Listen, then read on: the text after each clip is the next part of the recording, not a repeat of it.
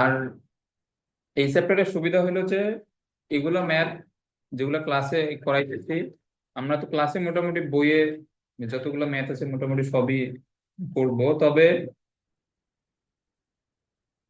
যেগুলা ম্যাথের পাশে বোর্ড লেখা আছে আর কি, এগুলা খুবই ভালোভাবে করবা। যখন তুমি ক্লাসের ম্যাথ যখন প্র্যাকটিস করবা তখন এগুলা সর্বোচ্চ গুরুত্ব দিয়ে এগুলো করবা, তাহলে গিয়ে দেখবা যে তোমার সৃজনশীলে কোনো টাইমই লাগতেছে না। কারণ সৃজনশীলে এইগুলা প্রশ্ন কোনো ধরনের মান ডাটা কিছুই চেঞ্জ করবে না, হুবহু আসবে। তো এখন এইগুলা ম্যাথ এখান থেকে ভালোভাবে করে গেলে দেখবা যে তোমার সৃজনশীলে তুমি সবগুলোই পারতেছো। তখন সৃজনশীল এক্সট্রা করে আর টাইম দেওয়া লাগবে না অন্যান্য চ্যাপ্টারের মতো আর কি। কারণ অন্যান্য চ্যাপ্টারে ম্যাথ একটু একটু ঘুরাই দেয় বা দেখা যায় যে মান এবং ডাটা চেঞ্জ করে দেয়, তখন সৃজনশীল প্র্যাকটিস করা লাগে আর কি। বাট এই চ্যাপ্টারে এই ধরনের কোনো সমস্যা হবে না, কারণ এগুলো প্রমাণ ডিরেক্ট সৃজনশীলে আসে। তো এখন এগুলা এমনিতে ম্যাথ প্র্যাকটিস করার সময় এগুলো করলে তখন সৃজনশীলে আর খুব বেশি টাইম লাগবে না। আচ্ছা, তো আমাদের এটা তো হলো।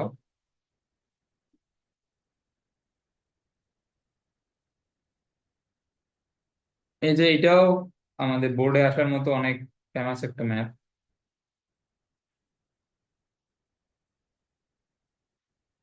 এখানে বলছে একটি হেলানো সমতলের ভূমি, হেলানো সমতলের ভূমি ও দৈর্ঘ্যের সমান্তরালে যথাক্রমে ক্রিয়াশীল দুটি পৃথক বল পি এবং কিউ এর প্রত্যেকে একাকী ডাব্লিউ ওজনের কোনো বস্তুকে সমতলের উপর স্থিরভাবে ধরে রাখতে পারে, প্রমাণ করে যে এত। আচ্ছা,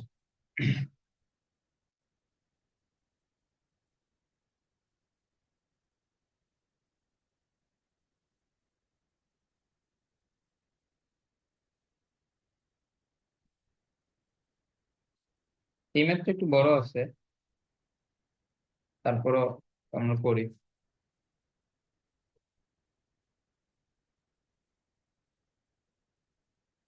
এটা ভালোভাবে খেয়াল করো। এখানে বলছে দুইটা পৃথক বল পি এবং কিউ, একটা হচ্ছে, আচ্ছা আমরা যদি এখানে একটা তল আঁকাই,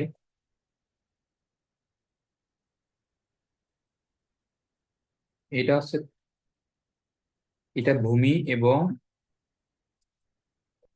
এটা হচ্ছে তল। তাহলে এটা এ, এটা হচ্ছে বি। এখন এখানে বলছে যে দেখো, এখানে ভূমি বরাবর আমাদের ক্রিয়াশীল হচ্ছে যে ভূমির সমান্তরালে পি বল এখানে ক্রিয়াশীল, এবং কিউ হচ্ছে আহ তল বরাবর। আচ্ছা, এবং বলছে যে প্রত্যেকে ডাব্লিউ ওজনের একটা বস্তুকে সমতলের উপর স্থিরভাবে রাখতে পারে। তো আমাদের প্রথম ক্ষেত্রে হচ্ছে পি বলের ক্ষেত্রে, তো এ সি যদি এইখানে আমাদের তল হয়, মানে আমাদের ভূমি হয়, তাহলে ভূমির সমান্তরালে এই দিক বরাবর এখানে পি বলটা ক্রিয়াশীল থাকবে প্রশ্ন অনুযায়ী, এটা হচ্ছে ভূমির সমান্তরালে। আচ্ছা, এবং এই পি বলটা সমতলের উপর ডাব্লিউ ওজনের একটা বস্তুকে স্থিরভাবে রাখতে পারে। তাহলে আমরা এখানে এখানে ধরে নিই যে একটা এখানে বস্তু আছে যার ওজন ডাব্লিউ, এবং এটা যেহেতু ওজন তাহলে এইটা খাড়া নিচের দিকে কাজ করবে।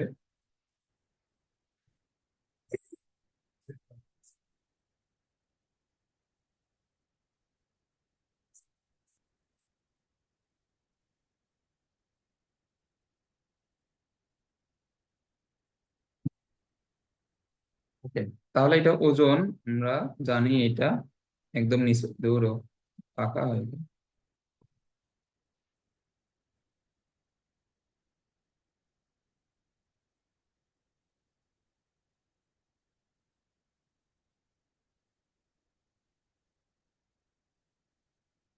ওকে, তো এইটা আমরা এখানে ধরে নিলাম যে এইদিকে ডাব্লিউ কাজ করবে। আচ্ছা, এখন এই যে আমরা যখন তল পড়ছিলাম ফিজিক্সে, তাহলে এটা আছে আমাদের পি একটা বল, এখানে ডাব্লিউ একটা বল, এখানে কিন্তু আরো একটা বল ক্রিয়াশীল থাকে আমাদের তলের উপর সবসময়, অন্য একটা বল ক্রিয়াশীল থাকে যেটা প্রশ্নে নর্মালি মেনশন করা থাকে না। এটা হচ্ছে তলের প্রতিক্রিয়া বল। এটা কোন দিকে কাজ করবে? এটা হচ্ছে সবসময় তল থেকে লম্ব বরাবর, এটা তো আমরা জানি। এটা কাজ করবে তল থেকে লম্ব বরাবর, তাই তো। তাহলে এটা হচ্ছে R1। এটা হচ্ছে আমাদের প্রথম ক্ষেত্রে, যখন পি বলটা এই বস্তুটাকে স্থির অবস্থায় রাখতেছে, তখন আমাদের এখানে তলের প্রতিক্রিয়া বলা হচ্ছে R1। এটা বুঝছো?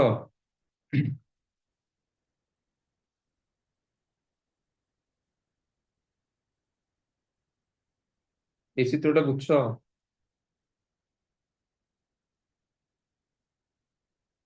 হ্যালো? হ্যাঁ, বুঝছি। আচ্ছা, তাহলে আমরা যদি এখানে নিয়ে নিই যে এই কোণটা আলফা, তাহলে আমরা জানি এই কোণটা আলফা হবে।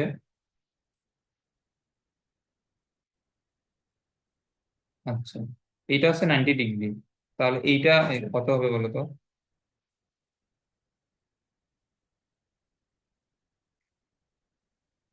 এটা হবে 90 - আলফা, এবং এটাও তো 90 ডিগ্রি।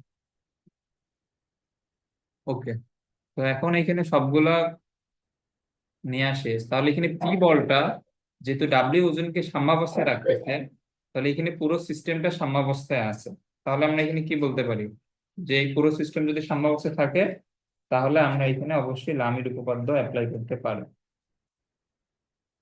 আচ্ছা, এখন এইখানে শুধু চিত্র আঁকলে কিন্তু হবে না, অবশ্যই কিছু বাংলা লিখতে হবে। যেমন এবি তল এবং এসি হচ্ছে ভূমি। তাহলে এসি এর এসি এর সমান্তরালে পি বলটা ক্রিয়াশীল, যেটি ডাব্লিউ ওজনের একটা বলকে সাম্যাবস্থায় রাখে, এবং এবি তলের উপর, তলের যে প্রতিক্রিয়া বল, এইটা তল থেকে লম্ব বরাবর ক্রিয়াশীল, যেটা হচ্ছে R1।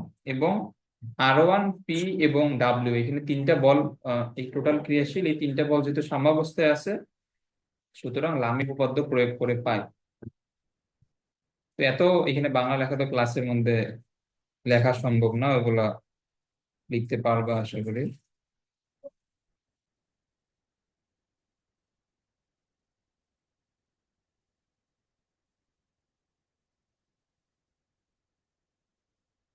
তাহলে আমরা যদি এখানে লামির উপপাদ্য নেই।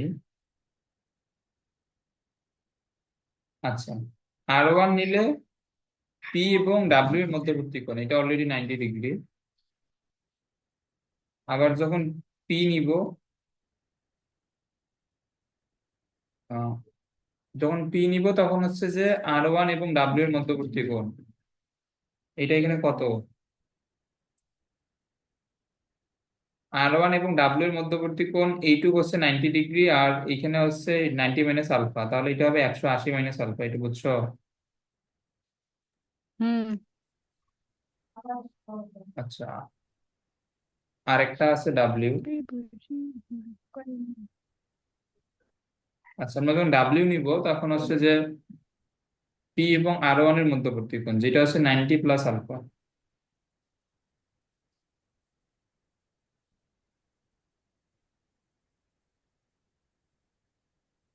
ওকে, তাহলে R1 /1, সাইন 180 - আলফা, এটা সাইন আলফাই হবে আমরা জানি, এবং ডাব্লিউ এটা হবে কজ আলফা। ওকে,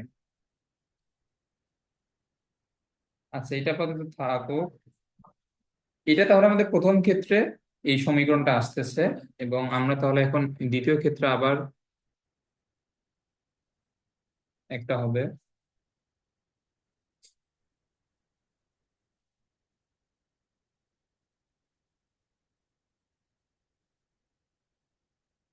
আচ্ছা, তাহলে এখানে দ্বিতীয় ক্ষেত্রে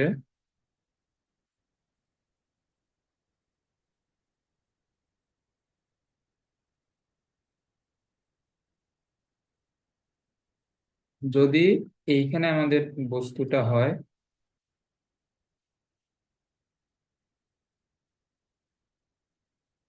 তাহলে এই নিচ বরাবর অলওয়েজ ডাব্লিউ ওজন।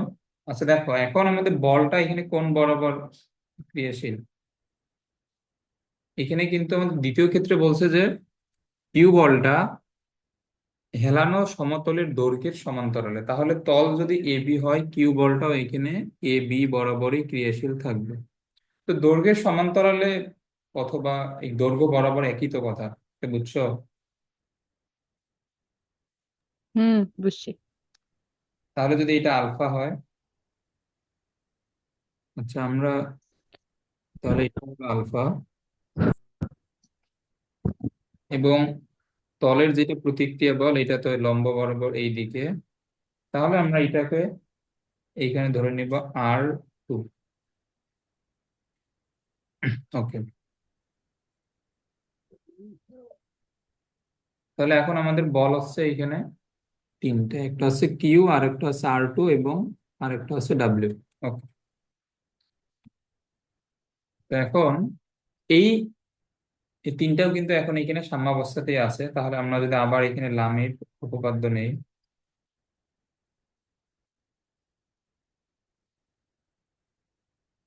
যেহেতু এখানে প্রশ্নে বলছে যে পি এবং কিউ বল পৃথক ভাবে ওই বস্তুটাকে সমতলের উপর স্থির রাখতে পারে, তাহলে আমাদের পৃথক ভাবেই ক্যালকুলেশন করতে হবে, এখানে একই চিত্রে দুইটা আঁকলে কিন্তু হবে না। আচ্ছা, তাহলে এইখানে R2 যখন আমরা নিব, তখন কিউ এবং ডাব্লিউ এর মধ্যবর্তী কোণ, এইটা এই চিত্র অনুযায়ী এখানে কত বলতো? কিউ এবং ডাব্লিউ এর মধ্যবর্তী কোণ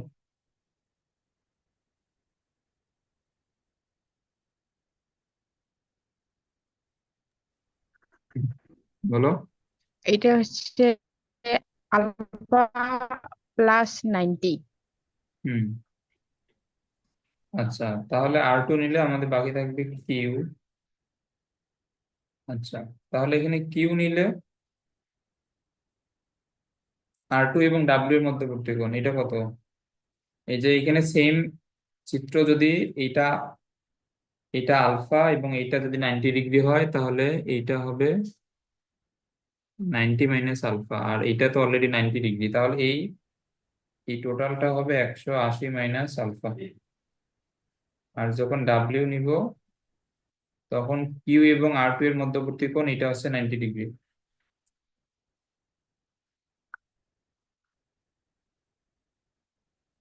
ওকে, তাহলে এটা কজ আলফা হবে 90 - আলফা,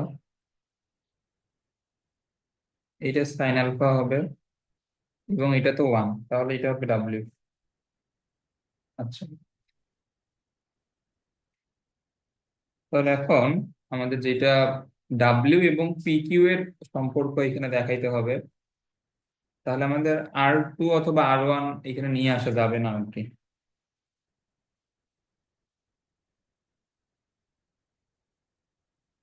আচ্ছা, ডাব্লিউ এবং পি,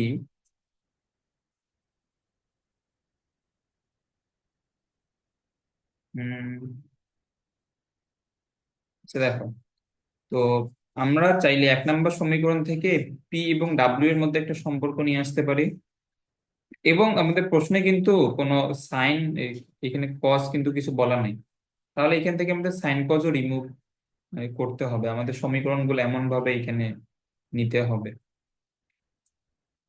আচ্ছা, তাহলে আমরা যদি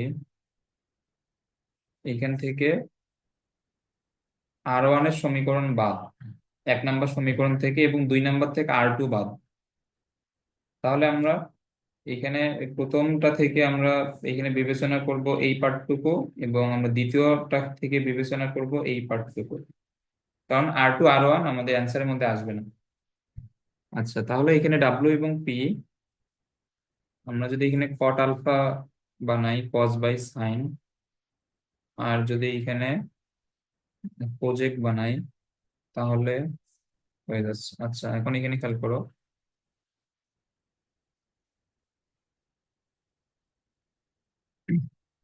এগুলো তো ফার্স্ট অ্যাটেম্পটে এখানে কি কি করতে হবে এগুলো বোঝা অনেক টাফ আর কি, এই জন্য এগুলো ভালোভাবে প্র্যাকটিস করে যাবা, তারপর দেখবা যে কি কি করা লাগবে এগুলো এমনিতেই তুমি বুঝতেছো।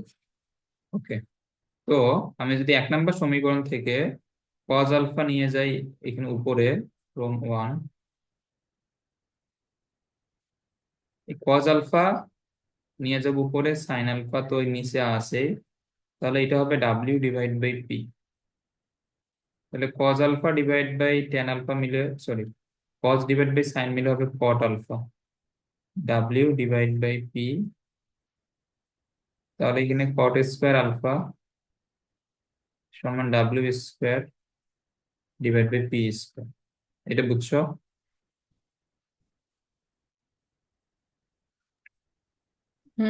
আমরা এটা বুঝছি। কেন আমরা কেন করলাম এটা আমি বলতেছি, ধরো তাহলে এখানে 2 নাম্বার থেকে 1/sin alpha W divide by Q লেখা যায়।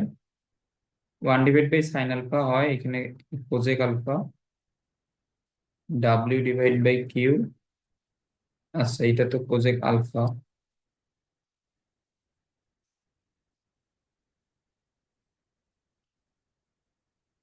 তাহলে এইখানে কোজেক স্কোয়ার আলফা সমান হচ্ছে W square divide by Q square.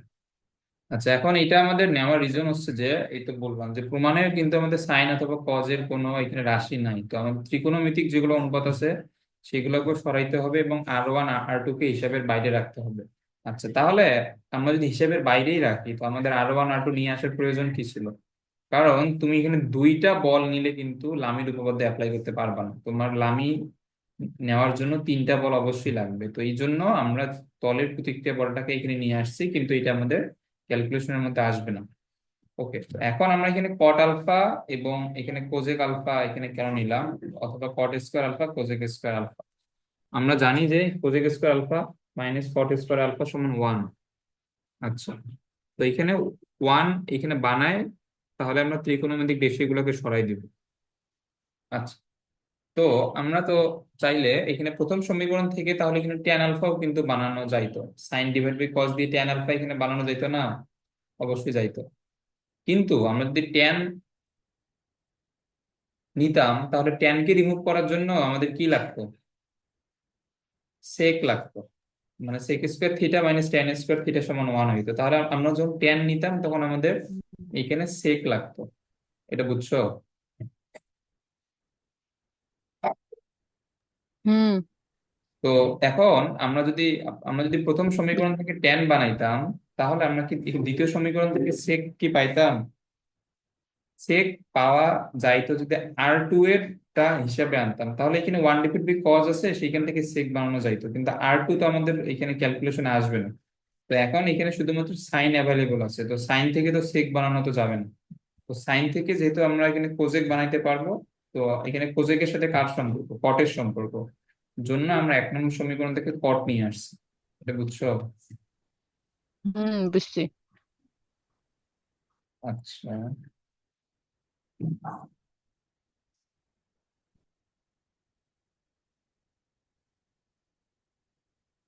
তাহলে আমরা যদি এখন এইখানে যে মানগুলো আমরা পাইলাম, তাহলে cosec square alpha minus cot square alpha যদি দেই, তাহলে এটার মান হচ্ছে W square divide by Q square, এটা হচ্ছে W square divide by P square, এটা হয়ে যাবে 1। তাহলে এখানে লসাগু হবে পি স্কোয়ার কিউ স্কোয়ার এবং আচ্ছা, আগে আমরা এই জায়গা থেকে ডাব্লিউ স্কোয়ার আমরা এখান থেকে কমন নিই। তাহলে আমি যদি এখান থেকে ডাব্লিউ স্কোয়ার এখান থেকে কমন নিয়ে তারপর লসাগু করতাম, এটা হয়তো P square divide by Q square, এইখানে গুণ হইতো পি স্কোয়ার, এইখানে গুণ হইতো কিউ স্কোয়ার। তাহলে ডাব্লিউ স্কোয়ার সমান কি হইতো? P square Q square divide by P square minus Q square. এটা বুঝছো?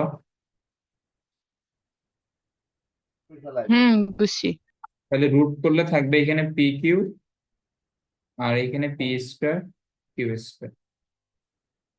ওকে, তো এই ম্যাথটাও কিন্তু অনেকবার বোর্ডে আসছে।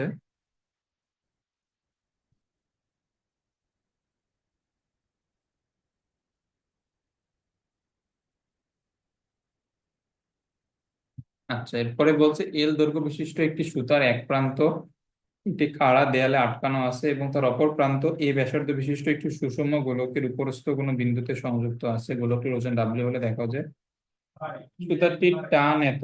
এইটাও অনেক ফেমাস একটা ম্যাথ, খুবই ছোট।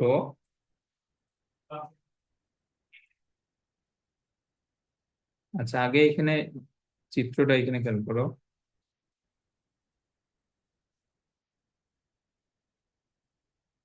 এটা একটা দেয়াল। তাহলে এল দৈর্ঘ্য বিশিষ্ট সুতার এক প্রান্ত একটি খাড়া দেয়ালে আটকানো আছে। আচ্ছা, তাহলে আমরা আগে একটা এখানে একটা বৃত্ত নিয়ে আসবো।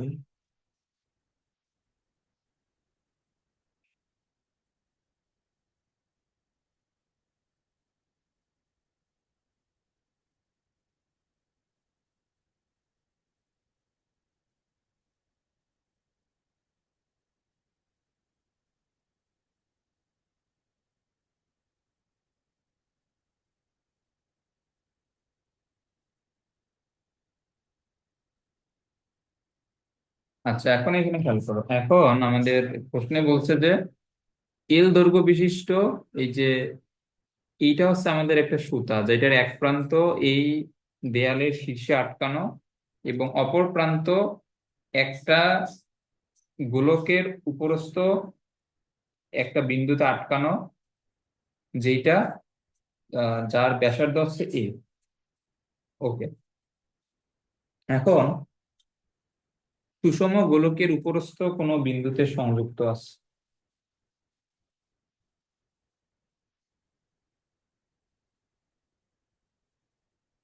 এইখানে মেইনলি, আচ্ছা, এইটা একটু মনে রাখতে হয় আর কি। এইখানে আমরা এখানে সুতাটা এমন ভাবে দিব যেটা অ্যাকচুয়ালি এর সেন্টার বরাবর আসে।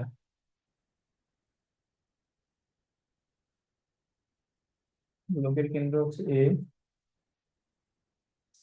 আচ্ছা, এখানে খেয়াল করো, এটা হচ্ছে সেন্টার।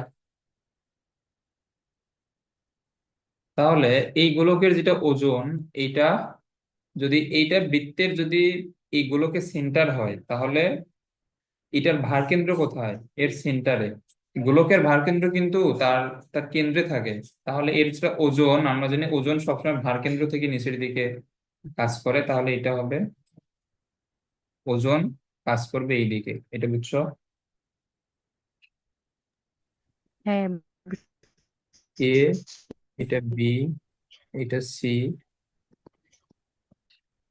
এটা হচ্ছে ও, এটা হচ্ছে ডি। আচ্ছা, এখানে আরটা কি? এখানে আর হচ্ছে আমাদের, আর কিন্তু প্রতিক্রিয়া বল। এখানে খেয়াল করো, এই যে এই এই গোলকটা কিন্তু দেয়ালের উপরে আছে। তাহলে এই দেয়াল কিন্তু গোলকের উপরে লম্ব ভাবে প্রতিক্রিয়া বল এখানে প্রয়োগ করবে। তাহলে এখানে আর এর যে ডিরেকশন, এটা কিন্তু দেয়াল থেকে গোলকের উপর লম্ব ভাবে হবে। এটা বুঝছো? আর এইদিকে কেন হইলো? হুম। আচ্ছা, আর আর এখানে সুতার টান কোন দিকে এখানে কাজ করে বলো তো? আমাদের কিন্তু সুতার টান বের করতে বলছে, সুতার টান এখানে কোন দিকে কাজ করবে? ঝুলন বিন্দুর দিকে। হ্যাঁ, তাহলে সুতার টান কিন্তু কাজ করবে সি থেকে এ বরাবর। তাহলে এটা হচ্ছে সুতার টান। আচ্ছা, তাহলে আমরা এখানে তিনটা বল কিন্তু পেয়ে গেছি। একটা হচ্ছে সুতার টান, আর একটা হচ্ছে প্রতিক্রিয়া বল আর, এবং একটা হচ্ছে ওজন ডাব্লিউ। তার মধ্যে এই কোণটা তো 90 ডিগ্রি। আচ্ছা,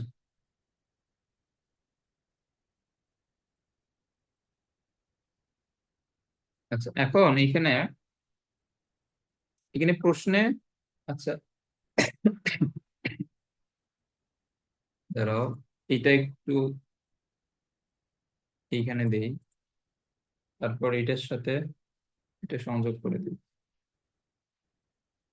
এটা যদিও বাঁকা হবে, জন্য এটা পুরোটাই এখানে দিছিলাম। আচ্ছা, যাই হোক, এই যে এ থেকে সি বরাবর কিন্তু হচ্ছে সুতাটা যেটা গোলক পর্যন্ত আটকানো। আচ্ছা, তাহলে আমরা যদি এখানে এখানে অনেক বাংলা ভাষা লিখতে হবে আর কি।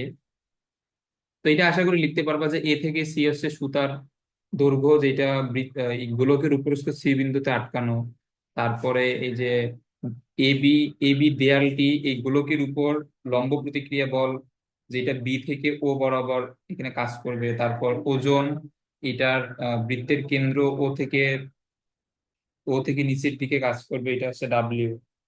আচ্ছা, তারপর এখানে সুতার টান এখানে ঝুলন বিন্দু এ এর দিকে অর্থাৎ সি থেকে এ বরাবর এখানে কাজ করবে, এইগুলা টুকটাক কিছু লিখতে হবে আর কি।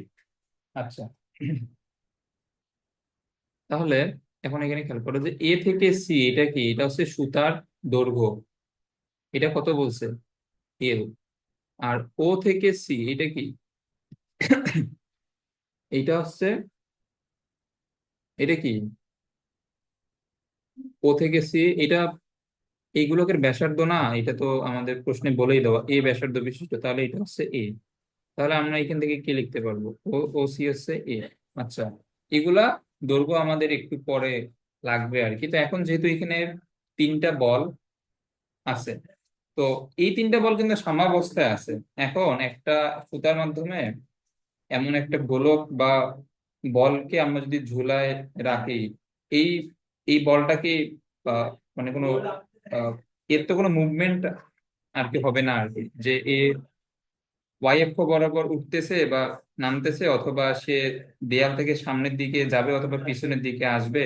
আচ্ছা, এটা হবে যখন মানে সুতাটা দিয়ে ছেড়ে দেওয়ার মুহূর্তে, কিন্তু এক সময় তো গিয়ে এই বলটা দেয়ালের সাথে স্থির অবস্থায় লেগে থাকবে আর কি। তো আমরা ওই মোমেন্টটাই এইখানে এইখানে বিবেচনা করব, যে এই গোলকটা সুতার মাধ্যমে দেয়ালের সাথে স্থির অবস্থায় আছে, মানে এখানে ক্রিয়াশীল সকল বল সাম্যাবস্থায় আছে। বুঝছো এটা? বুঝছি। ওকে, তো এখন এখানে সকল বল যদি সাম্যাবস্থায় থাকে,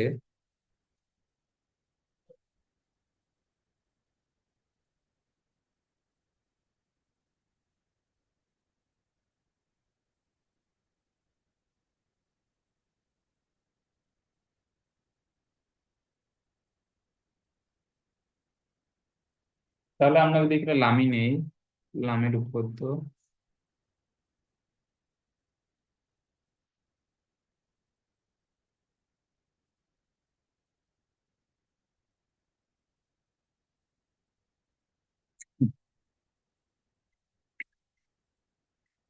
আচ্ছা, তো আমরা এখানে কি পাবো, আমরা যদি টি নেই, তাহলে এখানে টি নিলে আর এবং ডাব্লিউ এর মধ্যবর্তী কোণ তো 90 ডিগ্রি। যখন আর নিব, তখন টি এবং ডাব্লিউ এর মধ্যবর্তী কোণ কত, 90 প্লাস বি ও এ, এটা বুঝছো? হ্যাঁ, বুঝছি। আর যখন ডাব্লিউ নিব, তখন হচ্ছে যে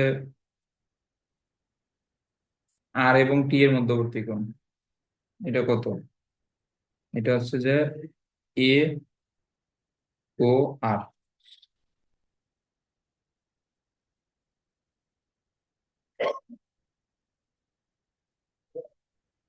এই পর্যন্ত আশা করি ক্লিয়ার।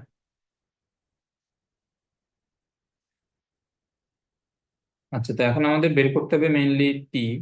আচ্ছা,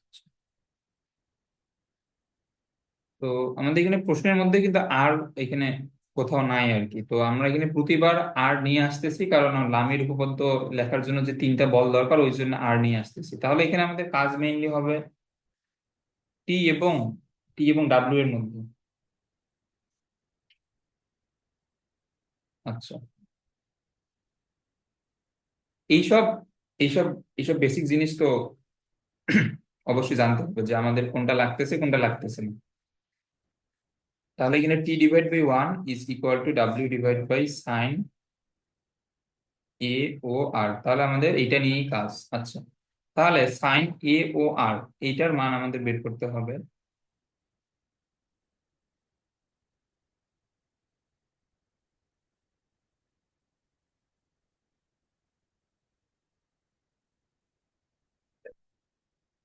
আচ্ছা,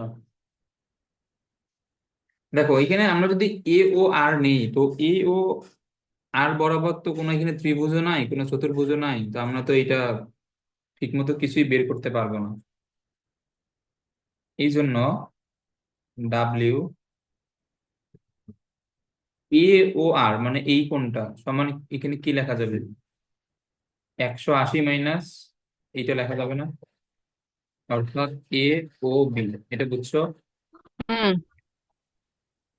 বুঝছি। এখন এটা আসলো, তাহলে আমরা এখন এ ও বি এর মানটা, সাইন এ ও বি এর মানটা বের করতে পারবো, কারণ এইখানে আমাদের ত্রিভুজ আছে। আচ্ছা, তাহলে এখানে ত্রিভুজ এ ও বি তে, এখানে খেয়াল করো, ও বি এটা কি? এটা হচ্ছে বৃত্তের ব্যাসার্ধ, এটা হচ্ছে এ। আর এইখানে যেটা অতিভুজ, এটা হচ্ছে এ থেকে ও। এ থেকে ও তে এখানে আমাদের কি কি আছে? সুতার দৈর্ঘ্য প্লাস বৃত্তের ব্যাসার্ধ, তাহলে এল প্লাস এ। এটা আশা করি বুঝছো।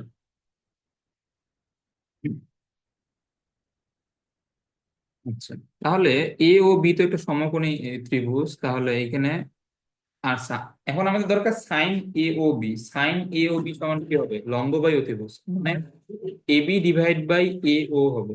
তাহলে আমাদের এ বি এর মান দরকার, এবং আমরা যদি এখানে পিথাগোরাস অ্যাপ্লাই করি এইখানে আমরা, তাহলে এ বিটা হচ্ছে লম্ব, তাহলে লম্ব সমান কি হবে? অতিভুজ স্কোয়ার মাইনাস ভূমি স্কোয়ার। অতিভুজ স্কোয়ার মাইনাস ভূমি স্কোয়ার, ভূমি স্কোয়ার তার উপর রুট ওভার, এটা বুঝছো? এটা বুঝছো?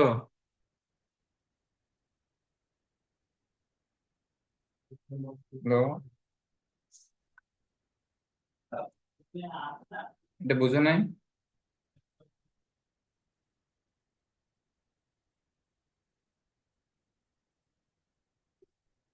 আচ্ছা, তাহলে এখানে এল প্লাস এ স্কোয়ার, আর বুঝছি। তাহলে এখান থেকে এ, এ স্কোয়ার এ স্কোয়ার যদি বাদ দিই তাহলে হ্যাঁ, এল হ্যাঁ, স্কোয়ার। বুঝছি।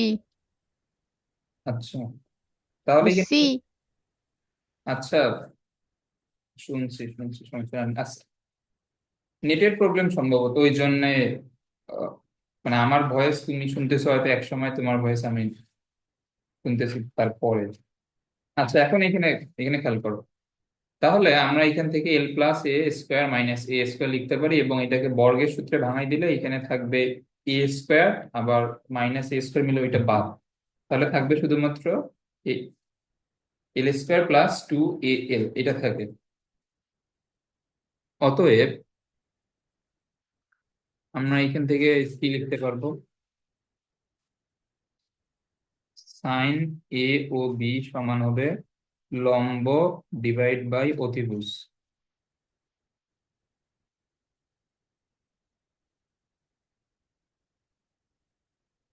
তাহলে লম্ব এইখানে আসছে যে,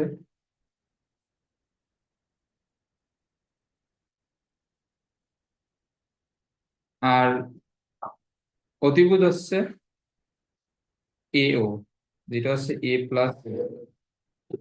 তাহলে এখানে সুতার টান W divide by sine A O B এর মান হচ্ছে এইটা। তাহলে এ প্লাস এল এইখানে লবে গিয়ে গুণ হবে, আর এইখানে থাকবে এল স্কোয়ার প্লাস টু এ এল। এটা বুঝছো আশা করি। ওকে,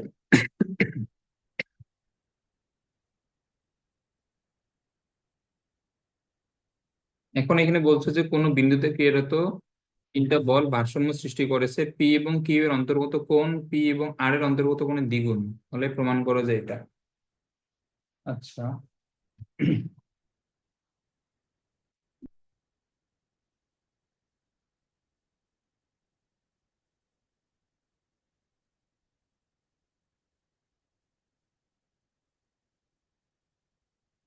হুম, হুম, হুম। আচ্ছা, এটা চাইলে আমরা লম্বাংশ দিয়েও এটা করতে পারবো, এবং এটা লামি দিয়েও করতে পারবো।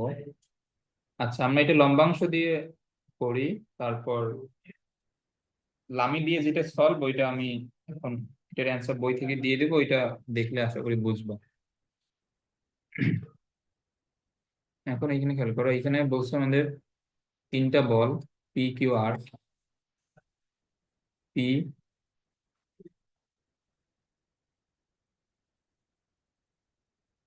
কিউ। তাহলে পি এবং কিউ এর মধ্যবর্তী কোণ যা হবে, পি এবং আর এর মধ্যবর্তী কোণ হবে তার দ্বিগুণ। আচ্ছা, তাহলে এদিকে পি, এদিকে কিউ, এদিকে হচ্ছে আর। তাহলে যদি এই কোণটা আলফা হয়, এটা কি হবে প্রশ্ন অনুযায়ী? 2 আলফা।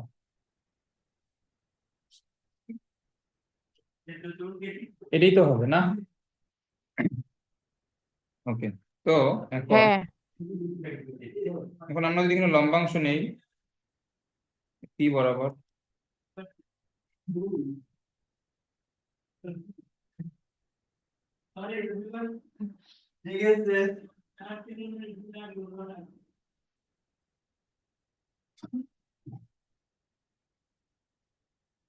তাহলে আমরা যদি পি বরাবর লম্বাংশ নেই তাহলে এটা হবে পি কস 0,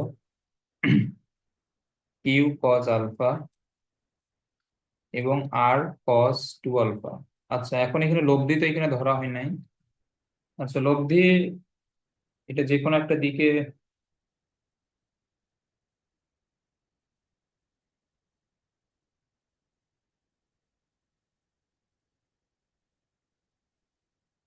আচ্ছা, এখন এখানে লব্ধি নেওয়া লাগবে না, কারণ এখানে আমাদের প্রশ্নে বলছে এরা এখানে ভারসাম্য সৃষ্টি করছে।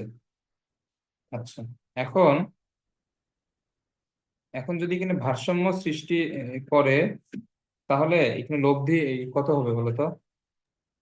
0। 0।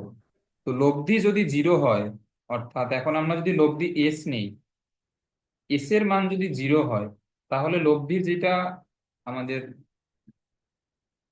আনুভূমিক উপাংশ এবং উলম্ব উপাংশ, অর্থাৎ এস কস থিটা এবং এস সাইন থিটা, দুইটাই 0 হবে। এটা বুঝছো?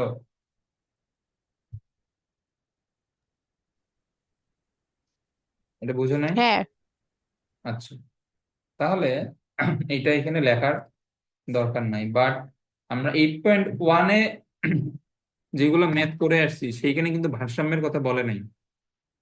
যদি ভারসাম্য সৃষ্টি হয় তাহলে তো আমরা এটা জানি যে লব্ধি 0 হবে। তো লব্ধি যদি 0 হয় তো আমরা তো এখানে লিখবো যে লব্ধি এস হলে লব্ধি যেটা এখানে আমাদের কজের উপাংশ, এটা কস থিটা। তাহলে যদি এস এর মান 0 হয়, এখানে অ্যাঙ্গেল কত হয় হোক, এটা পুরোটাই 0 হয়ে যাবে, আবার এস সাইন থিটাও তো 0ই হবে। তাহলে এটা এখানে ডিরেক্ট 0 লেখাই বেটার। তো এটা তুমি এইভাবে মনে রাখতে পারো যে যদি ভারসাম্য সৃষ্টি করে কোনো তিনটা বল হইতে পারে অথবা তারও বেশি বল হইতে পারে, যদি ভারসাম্য সৃষ্টি করে তাহলে লব্ধির আনুভূমিক উপাংশ এবং উল্লম্ব উপাংশ এদের সবগুলো যোগফল কি হবে? 0 হবে। এটা আশা করি বুঝছো।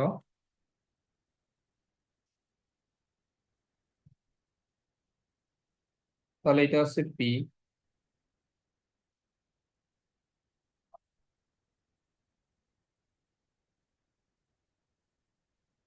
এটা তো কিউ কজ আলফা,